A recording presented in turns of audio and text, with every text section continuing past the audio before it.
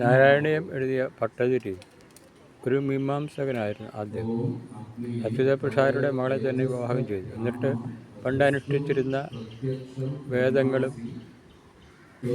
അനുഷ്ഠാനങ്ങളും വേദജപങ്ങളും അനുഷ്ഠാനങ്ങളും എല്ലാം തന്നെ ഉപേക്ഷിച്ച് കാമത്തിൽ മാത്രം താല്പര്യം കാണിച്ചു.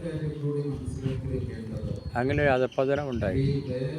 അങ്ങനെ രാവിലെ മുതലുള്ള വേദമന്ത്രങ്ങൾ ജപിക്കുമ്പോൾ ഒരു ദിവസം ഭട്ടതിരി ഒരു 8 മണിയോടുകൂടി മുണ്ടെടുത്ത് എണ്ണ തേച്ച് ആ വഴി പോകാൻ ഇടവന്നു. അപ്പോൾ അച്യുതപ്രസാദരുടെ ഉള്ളിൽ നിന്ന് അറിയാതെ തന്നെ, അതായത് ഗുരുവാണല്ലോ അദ്ദേഹത്തിൻ്റെ ഉള്ളിൽ നിന്ന് കഷ്ടം എന്നൊരു വാക്ക് വന്നു.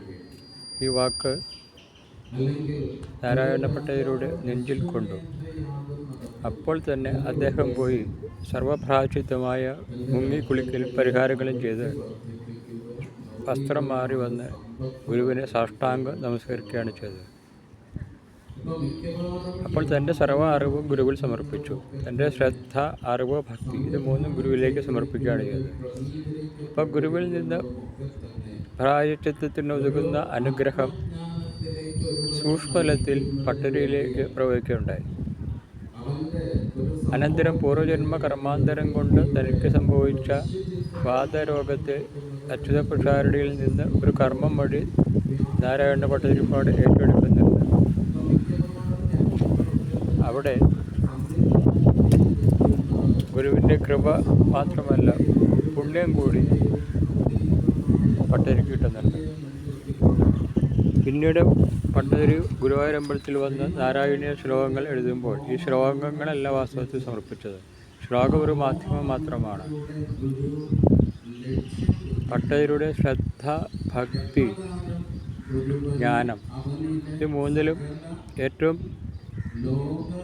പ്രിയമായ, ഏറ്റവും ഗംഭീരമായ ഭക്തിയാണ് ഗുരുവായൂരപ്പൻ ആവശ്യപ്പെട്ടത്. കാരണം ഭഗവാൻ തന്നെ ഗീതയിൽ പറഞ്ഞിട്ടുണ്ട്, വേദപഠനം കൊണ്ടോ പാണ്ഡിത്യം കൊണ്ടോ തന്നെ കിട്ടിയില്ല, ഭക്തി കൊണ്ട് മാത്രമേ എന്നെ കിട്ടുകയുള്ളൂ എന്നാണ്. അങ്ങനെ ഭട്ടതിരിയുടെ ജ്ഞാനമെന്ന ഗർവ് ഇല്ലാതായി പൂർണ്ണ മനസ്സോടെ സർവാത്മന ഭക്തി കൊണ്ട് ഭഗവാനെ അഭിഷേകം ചെയ്തപ്പോഴാണ് ഗുരുവായൂരപ്പൻ ഭട്ടതിരി അനുഗ്രഹിച്ച് രോഗവിമുക്തി കൊടുത്തത്. ഗുരുവായൂരപ്പൻ എന്നാൽ എന്താണ്? നമ്മുടെ ശരീരത്തിൽ സ്ഥിതി ചെയ്യുന്ന പ്രാണൻ തന്നെയാണ്.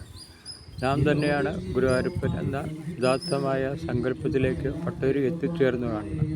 പിന്നെ ഭട്ടതിരിയുടെ വാതരോഗം പൂർണ്ണമായും മാറുന്നു.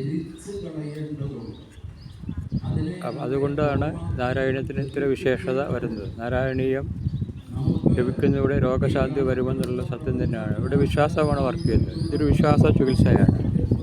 അപ്പോൾ ഭഗവാന്റെ കൃപ കൂടി അതിൽ വരുന്നുണ്ട്. ഭഗവാന്റെ കൃപ വരാൻ അഹങ്കാരരഹിതമായ ഭക്തി കൊണ്ടേ പറ്റുള്ളൂ. ജ്ഞാനം തരുന്ന അഹങ്കാരം കൊണ്ട് ഗുരുവായൂരപ്പനെ കിട്ടില്ല. ഇതാ ഗുരുവായൂരപ്പൻ ജ്ഞാനസ്വരൂപം തന്നെയാണ്. ഇവിടെ ഭട്ടതിരിക്ക് സംഭവിച്ചത് തൻ്റെ അറിവും താൻ ആർജിച്ച പാണ്ഡിത്യവും ഒന്നും തൻ്റെ ആപത്തിൽ തനിക്ക് തുണയാകില്ല എന്ന് മനസ്സിലാക്കി. അതുകൊണ്ട് അവയെല്ലാം ഗുരുവായൂരപ്പൻ്റെ പാദങ്ങളിൽ സമർപ്പിച്ച് ഭക്തി കൊണ്ട് ഗുരുവായൂരപ്പനെ ശ്ലോകരൂപേണ അഭിഷേകം ചെയ്തു. ആ അഭിഷേകത്തിൽ അതീവ പ്രസന്നനായ ഭഗവാൻ ഭട്ടതിരിയുടെ രോഗം മാറ്റിക്കൊടുത്തു. ഇന്നും ഇത് പല ഭക്തന്മാർക്കും സംഭവിക്കുന്നുണ്ട്. അതുകൊണ്ട് ഗുരുവായൂരപ്പൻ്റെ കൃപാകടാക്ഷം നമുക്കെല്ലാവർക്കും ഉണ്ടാകട്ടെ എന്ന് പ്രാർത്ഥിക്കുന്നു. ഇപ്പോൾ സാധാരണ പറഞ്ഞു വരുന്നത് നാരായണീയം വായിച്ചാൽ രോഗം മാറുമെന്നാണ്. തീർച്ചയായിട്ടും രോഗശമനം ഉണ്ടാവുക തന്നെ ചെയ്യും.